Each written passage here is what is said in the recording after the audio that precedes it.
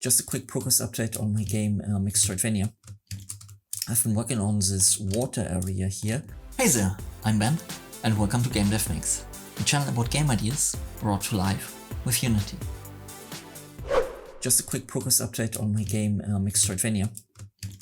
I've been working on this water area here and allowing the players some water-related states. So what we're looking at here is quite a bit ahead of what I'm currently at in the tutorial series, which is still focused on creating the environment, creating the time map and that sort of thing. But effectively what I've added here is I've got some water, which isn't yet animated or anything like that. It's just literally static water assets. And I've got two separate water states. The first state here is what I call the tread state, where effectively we're moving very, very slowly left and right here, and we're very close to the surface, so our head is still in the air. And what we can see up here is we've got this air meter. Now what happens is if we dive, if we press the dive button, we can swim underneath the water, and we can see up here our air decreases as we swim. We've got our little shark here.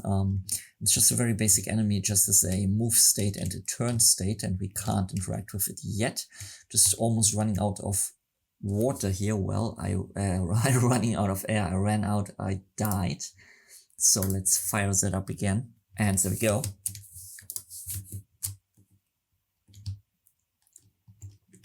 Right, so we're gonna dive, and this time we're gonna try to make it to the other end here. So we're gonna go through this wonderful underwater world here. And oh, we're starting to run out of air here, and let's go, go, go, go, go, go, go, and boom. Now as soon as we go back to the surface, our air meter slowly refills as we've seen here.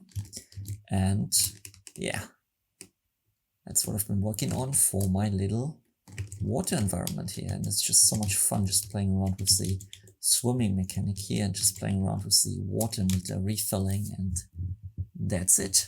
Water world. Right, so I just figured out that essentially with the way I've set up the scripts and the overall systems, I can make more fish by simply duplicating one of the sharks. And the only thing I really have to change is the animations.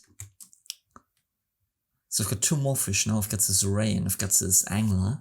Just by changing, effectively duplicating game objects, changing animations and adjusting sort of things like raycast origins and things like that for the turning. But essentially, I can make however many different fish I like, obviously with the same behavior, and I just have to swap animations. So that's pretty cool.